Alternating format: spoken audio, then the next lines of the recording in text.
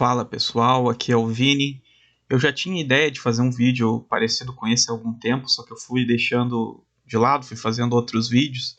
Mas essa semana, infelizmente, acabou falecendo um dos meus lutadores favoritos da WWE, né, o Bray Wyatt. Faleceu com apenas 36 anos, nos deixou muito cedo. Ele que esse ano recém tinha voltado, né, para a WWE, ele fez um retorno muito legal. Se vocês tiverem a oportunidade de assistir, procurar aí Bray Wyatt Returns 2023, vocês vão ver que eles fizeram um espetáculo, uma apresentação muito legal para o retorno dele, né? Infelizmente ele acabou tendo só uma luta. Então eu quero usar esse vídeo para fazer uma homenagem ao Bray Wyatt e falar um pouco sobre a WWE e o relacionamento que tem com os animes. Muitos lutadores da WWE são fãs de anime, eu vou colocar algumas imagens aí, vocês vão perceber isso. E muitos lutadores também da WWE hoje são atores famosos, né, como o John Cena, o The Rock, entre outros, que ainda vão, e outros vão surgir, pode ter certeza que tem outros que vão sair da WWE e vão ganhar o cinema e vão ficar muito famosos. Então, para começar um pouco, vou contextualizar a minha experiência com a WWE e como eu enxergo, né? Muita gente que vem de fora pergunta, mas são as lutas encenadas, né? Eles não estão lutando de verdade. Eu enxergo a WWE como uma apresentação de dublês ao vivo, né? Basicamente é isso. Quando a gente assiste, por exemplo, um filme do John Wick, a gente sabe que o John Wick não está enfrentando 30 assassinos ao mesmo tempo, né? A gente sabe que não é real. Mas isso não significa que não seja extremamente divertido, né? E a gente tem que pensar também que quando eles estão lutando, tem golpes extremamente perigosos. Então o lutador ele tem que ter a habilidade de aplicar o golpe machucando o mínimo possível ou não machucando de forma nenhuma o inimigo dele.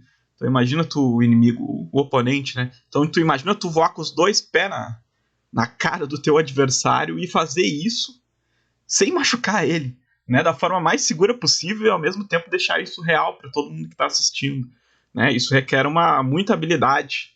Então é algo muito legal de assistir, né? Para quem agora já começando a fazer o paralelo com os animes, para quem curte histórias, todos os personagens, todos os lutadores têm uma história. Às vezes vai mudando, às vezes o mesmo lutador vai mudando o personagem, né? Tem toda uma lore, a WWE é algo muito antigo, desde o muito antigo mesmo, né? A gente começa a pensar em WWE, quem sabe lá no Hulk Hogan, mas veio bem antes dele, né, na década de 70, depois passou por Undertaker, e agora tem o pessoal mais novo, né, como o Roman Reigns, por exemplo.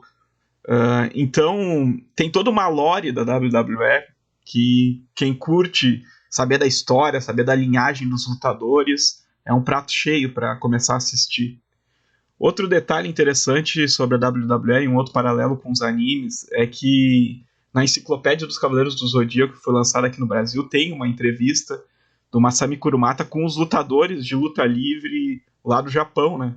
E eles vão conversando e tu percebe que tanto o Kurumata se inspirou bastante nas lutas da WWE especificamente, né? Na verdade, devia ser a WWE um pouco mais nova, mas ele se inspirou muito na luta livre para fazer as lutas dos Cavaleiros do Zodíaco, e os lutadores lá do Japão começaram a lutar porque eles eram fãs de Cavaleiros do Zodíaco, então tu vê que é cíclico. A luta livre inspirou um pouco Cavaleiros, do mesmo jeito que, né, os lutadores se inspiraram em Cavaleiros para começar a lutar.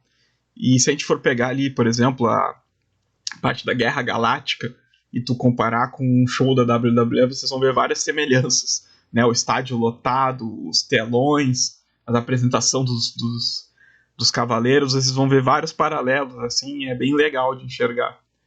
Outro paralelo que a gente pode fazer com os animes também é que as lutas da WWE elas fazem parte de uma história, né? Tem um enredo, tem uma história sendo contada. A luta ela só é parte dessa história. Então, os lutadores eles estão lutando ali, mas tem um motivo. Pode ser que surja no meio da luta um outro lutador que atrapalhe algum deles, e aí isso vira uma outra rivalidade. Então as lutas sempre têm um contexto, né? Tem até o conceito de heel e de face. Então vai ter o mocinho e vai ter o vilão da história. Né? Nem todas as histórias são super bem desenvolvidas, mas sempre tem alguma historinha sendo contada ali. E quando esse ano o Bray Wyatt retornou, ele começou uma história, né, uma história toda enigmática, começaram a surgir personagens com máscara que apareciam no meio da plateia, Felizmente eu imagino que a gente não vai ver o final dessa história, o desenrolar, né? Quem eram os lutadores que iriam vestir essas máscaras, né? Começou como algo bem meio Slipknot, né? Até o Bray Wyatt teve um personagem com uma máscara bem parecida com as que o pessoal do Slipknot usa. Então tem sempre uma história, um contexto. Os lutadores eles têm golpes especiais, os finishers, né? Então assim como o Cavaleiros do Zodíaco, assim como o Seiya usa o Meteoro de Pegasus, o Goku usa o Kamehameha, os personagens da WWE, né, os lutadores têm os seus especiais, os seus ataques mais poderosos, né? Bom, como eu disse, a ideia desse vídeo era comentar esses paralelos aí, também deixar essa homenagem pro Bray Wyatt. Se você não conhece a WWE, fica aí a dica. É um universo bem legal de se conhecer, muito divertido. Principalmente os eventos que tem, né, como a WrestleMania, o Royal Rumble. Tem muita coisa legal e tu acaba conhecendo os lutadores, acaba simpatizando com eles. Infelizmente a gente não vai ver mais o Bray Wyatt, mas tem muito material dele antigo, ele tem muitos personagens legais. Dá uma olhada nessa apresentação do retorno dele aí que eu falei desse ano. Foi muito legal, pena que essa história a gente não vai ver o final, né? Então eu vou deixar aqui a minha homenagem ao Bray Wyatt.